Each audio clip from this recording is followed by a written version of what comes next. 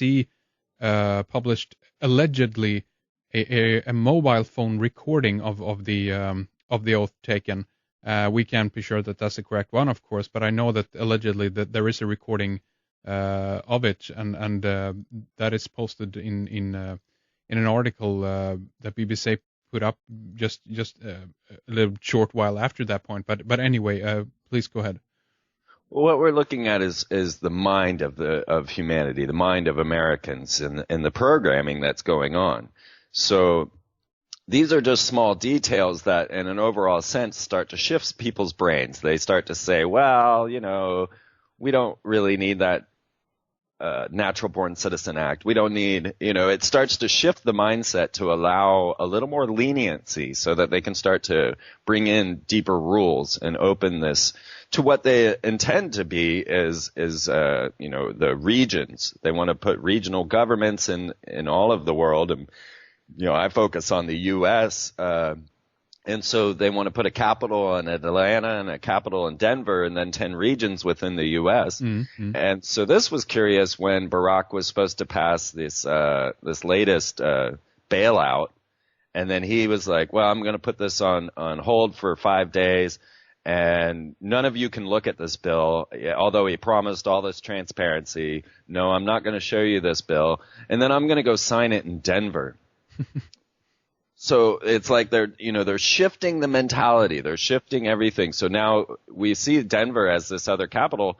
And also, being the bailout, this is also where the Amero was first leaked to the people when at the Denver Mint when they were printing the Amero there. Really? Yeah. Because Denver has been kind of targeted or pointed out, it seems like this, very, very symbolic, important. We have the airport there going, the new airport, which has some interesting stories around it, and the murals even at Denver Airport. The story, right, Freeman? Oh, absolutely. And you can see those murals on my film with Tex Mars. Yes. I'm hoping to get those up on my YouTube channel here soon. Brilliant. So yeah, exactly. That, and then you take that over to Colorado Springs, which is not too far away, and you've got the Space Command, you've got the Missile Defensive Shield, NORAD, all forming right there in Colorado Springs. Mm. And that all fits into this picture as well, because this is going to start to go off-world. But so now we have this president who's twice unconstitutional, the mindset being set for everyone. And he comes in now with this new plan. If we look at his title, Barack Hussein. Yeah. This is a unification, of course, of Barack and Israel, who is the head of Israel, and Saddam Hussein. And we're seeing this unification of the opposing sides. He's a black and white president. Yes. We had the male and female running. We had a lot of this unification of these opposites coming in this story. Absolutely. I'm glad you point out that, because again, it seems to be the talk as well has very much been, let's unite the party, or the parties, such as that, or the two different blocks, as it were, the Republican, the Democrat. The time for this is over now. And I think again, Obama has really, with his administration, his choice of people have very much kind of continued on that line as well. He's keeping Republicans in there, and a lot of the old Bush guard is still there, and the people he's pointing out, again, is like you're bringing in the old guard from the Democrats. So it's very much about bridging these two sides, and the time of opposites or dichotomy is almost over, and this guy is going to kind of unify it all, right? Exactly. And him bringing Rahm Israel Emmanuel into the story. Right. And then Rahm Emanuel's whole platform is about this compulsory service. And now I can't wait to see what happens when they start to tell the 18 to 24 American children that they've got to go into boot camp. I wonder how this is going to go over. Is everybody just going to be like, okay? I don't think so. It's going to be for Obama, so everyone's going to be lining up. Maybe. It'd be curious, but I don't see that in the American ideals. Sure. Not many of us want to be forced into compulsory service. Of course not, no. Huh. And they offer then, on top of that, this whole idea of volunteerism. And this was something that Hitler used, Marx used, the whole idea of volunteering for your nation. Now, a long time ago, and what they were pushing were this AmeriCorps and Job Corps, these systems that have been set up beforehand. Now, being Freeman, I went and I had a friend who returned from Job Corps, and I was like, well, let me see. He had a belt buckle from his work there. And I wanted to see the secret symbols in it, you know. So I'm like, let me check out your belt buckle. I flip it over, and there's no hidden code. There's a blazing compass, square, and G on the back. There's no doubts that these are Masonic organizations. And once you start to couple these type of pictures in that we've got the Masons have pretty much taken over. Let's realize that Barack Obama and Hillary Clinton went out to the Bilderberg meeting last year. Barack Obama says, yeah, I went to the Council on Foreign Relations meetings, but I don't know if that makes me a member. Yeah, right. He doesn't even know if he's a member or not. That's a good one. Right. And then he goes on to say, what was that other question about the North American what? You know, the North American Union, as if he had never heard of such a thing. I mean, come on, these guys are horrible liars. They really are. It's incredible. So we start watching this form, you know, we're watching it form. Yeah. And so the next thing that we're looking into is, well, there was a little more I wanted to cover on Albert Pike's outline of World War III, and then Obama's coupling NASA with the DoD. Right. Okay. Yeah. So, so in the context of World War III, do you think that Obama here has a? Well, I mean, they all do have a role to play, literally, but is this an important stepping stone, as it were, towards that goal, I guess we can call it?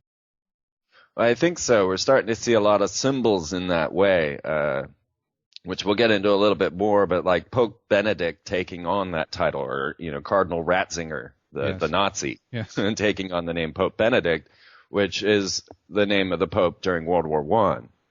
But it also goes back to the Templars, and we'll get more into his hunting down of the Templars coming up. So we start to see symbols in the names. You know, when there was a Bush, a Dick, and a Colin running the country, and they were all phallus worshippers, you know, I don't know, but now we've got this this Lincoln, Kennedy, Barack story going on. It's getting very strange. But when we were looking into the picture of the path to World War III and Albert Pike's letter to Mazzini, of course it says, you know, we need agents of the Illuminati to foment differences between the political Zionists and the Islamic world. And so we've definitely seen this going on. And remember that the Illuminati are Jesuit. You know, Adam Weishaupt came from the Jesuit order. So it's all a mind game. Everything's a mind game. So Albert Pike goes on to say that we need to get the Zionists and the Islamic world fighting amongst each other, and so we've got that going on. No problems there. And this is the road to World War III, according to Albert Pike. He goes on to say that next we shall unleash the nihilist and the atheist, and we shall provoke a formidable social cataclysm with all its horror, will show clearly to the nations the effect of absolute atheism, origin of savagery, and of the most bloody turmoil.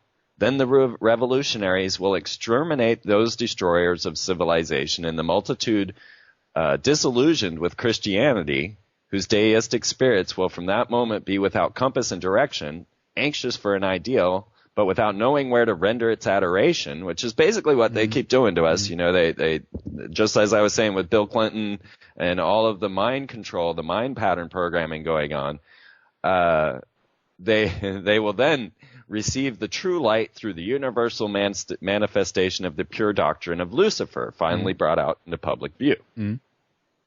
Well, as we were looking into the inauguration, the head of an atheist group filed a lawsuit against Barack Obama for the inauguration, saying that you can't have these prayers. We cannot no longer have these open prayers for an inauguration. And then we start looking at the actual prayers that were given, and this gets very strange, because who was it that they were invoking? Mm-hmm. Are you ready to go there? Mm-hmm. Yeah, absolutely. So we look first to Gene Robinson. He gave the first open prayer on inauguration on Sunday. And now he's a New Hampshire Episcopal bishop who is openly homosexual. He says that he believes in his heart that the church got it wrong about homosexuality, and he's hoping to see and live in a time when the church will start getting it right. Mm-hmm. Now, I'm not religious. I'm not have not been brought up in any faith, but I'm looking at symbols and mind pattern programming. So here comes this openly homosexual bishop to give the opening prayer, and he opens it with an "O God of many understandings." So he's now invoking some some odd God to of many understandings, and of course this he was going on to say that that God loves every nation. He says our president is a human being and not a Messiah. He goes on to say, bless this nation with anger, bless us with discomfort. And a lot of this was very equivalent to what Barack's inaugural speech was, because you got to leave it to Jon Stewart, right? When he put together the picture of Barack Obama's, Barack, I can't even say it anymore. It's just Barack-a-Naughton in my head now. There you go. Yeah. You put his speech alongside with W's inaugural speech, and you'll see that they're saying the same thing. We're going to have to go kill our enemy. We're going to have to suffer. It's going to be hard, and times are not easy. And they were almost word for word when you saw it side by side. And leave it to the Daily Show to give us our news, right? Yeah, that's interesting. So here we have this first minister, openly gay, promoting this God of many understandings. Mm-hmm. And then we have Dr. Barry Black that comes up before the dinner at the inauguration. And he comes in and he invokes. Now this invocation, realize, okay, inauguration is the unification of the God with the queen. The king and the goddess is the inauguration. It's an ancient magical term of using to instill a spirit into your leader. So this is the real meaning of inauguration. So now when we're performing an invocation at the inauguration, this is to invoke or bring in a spirit. And these are all terms used in the occult, of course, for magic. So when he says, let's invoke the Lord of all nations. Now, who is that? He never goes on, and none of them until finally Rick Warren even used the name Jesus or any God name. They simply say God of many understandings, God of Lord of all nations. But when Rick Warren, who is the producer for Purpose-Driven Life and a very controversial minister, and he comes up and he says God loves all people, all that he has made. And we got to wonder about that whole theory, because it doesn't seem to jive with what most Christians believe. It's like, no, those guys are heretics, Sure, yeah. So he comes in saying that this is all fine. And then he finally says, in the name of the one that changed my life, Yeshua, Esau, it's as if he's trying to invoke anything but Jesus. But finally he says Jesus, and it's almost as if he finally was like, well, hell, I almost said it now, I might as well. So he says, and Jesus. But he had to say Yeshua, Esau, Jesus. And of course, when you get to Ralph Ellis's work and we get to the Esau and you get to Esau is son of Isis. Yes. And then he goes into, okay, who taught us to pray, and he goes into our Father who art in heaven, the Holy Prayer. Well, this